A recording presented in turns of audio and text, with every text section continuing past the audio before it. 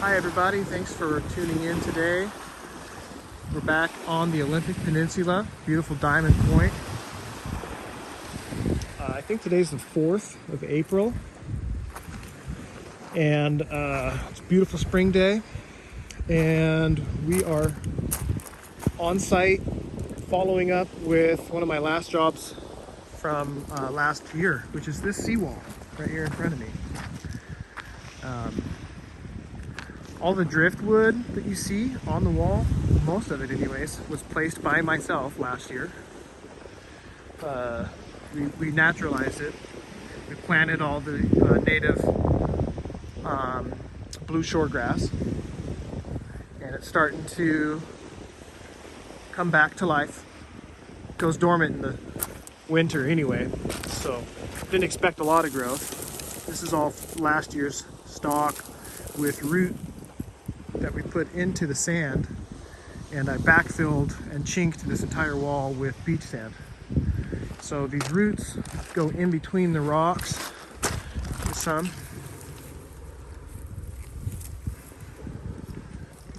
There's some more of the root. I actually planted the grass as I built these walls. So the grass is starting to take, and soon it will look like what we have next door, which I did not build, but that's basically what we were emulating. And specifically, I followed designs that were given to me by the Washington State Department of Fish and Wildlife and the Pacific Salmon Coalition. And so I worked with the local building department and those other state agencies. As the general contractor on the job, I subcontracted the delivery of these boulders through actually a friend of mine who owns a triple axle truck, and purchased all the material from my friends at the JJC Black Diamond Quarry in Port Angeles, Washington. They sell a high grade basalt hard rock. They blast off of a mountain. It's very similar to the Mountain Gate quarry that I visited in Redding, California a couple of weeks ago. So I'm just gonna walk, show you guys the extent of this wall, and I'll tell you a little bit about it too. You'll see some stones like these ones. That is actually the second course. Those are 3-foot stones. The base course is beneath the sand and rock. I'll try to find some.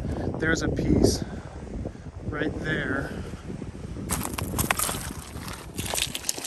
This would be one of my base course rocks, and it's basically completely hidden.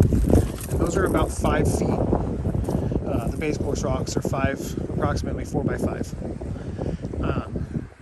And then the next course they were 3 by 4. Next course they were 2 by 3. And then the top course they're approximately 1 foot by 2 feet. And I'll find some more of those base course ones. It's really impressive how much sand has been pushed up against this wall by the waves. These rocks that are exposed here, that's a second course as well. Those ones are actually placed onto some rock that's buried well beneath the sand layer. This is an example of, actually, you know what? I'm not sure if those are on other rocks beneath the sand, or if those are just the rocks, you know, placed at depth.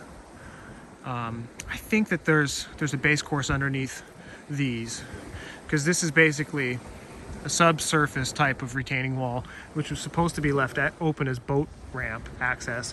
But now for some reason I see that they've poured a giant slab right there.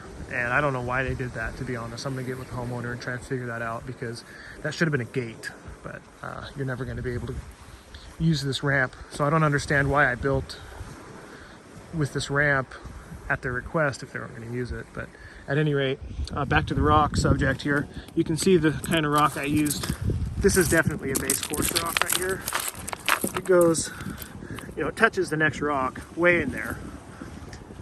Comes about 12 inches to this point, maybe another 12 inches to this point, another 12 inches to this point, another 12 inches to here. So what you're seeing there is at least 4 feet across the top of a rock. And then the rest of these rocks are, you know, backstacked onto those giant base course rocks. This is the next property. I also did the wall here simultaneously.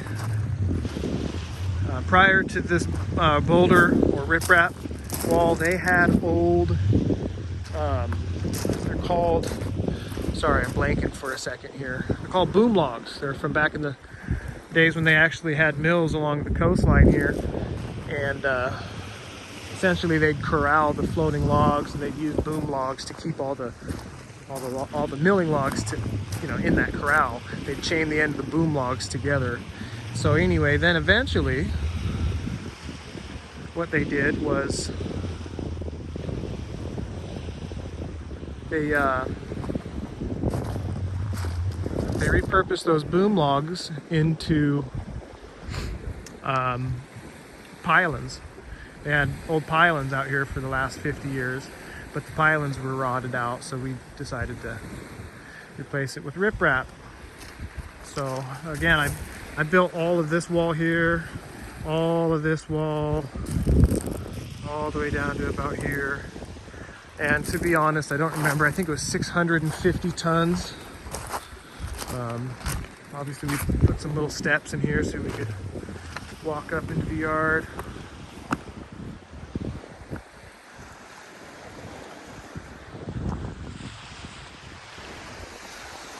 And the grass is going to reestablish and everything will look good eventually. But I'm a little bit concerned because I just noticed a hole in the wall down here. Don't know if anybody else saw that, but I vaguely remember having some rock here, and there is no rock now. So I don't know if this rock just got sucked out or what happened, but I'm definitely going to have to fix this.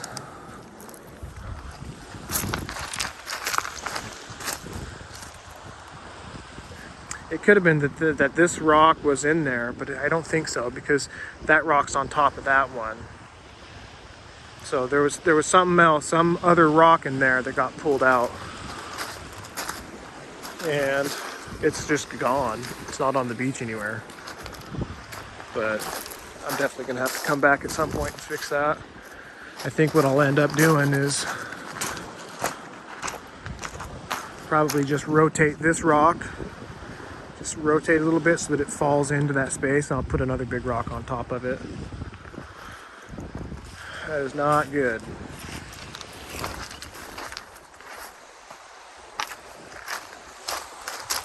But everything else looks good though.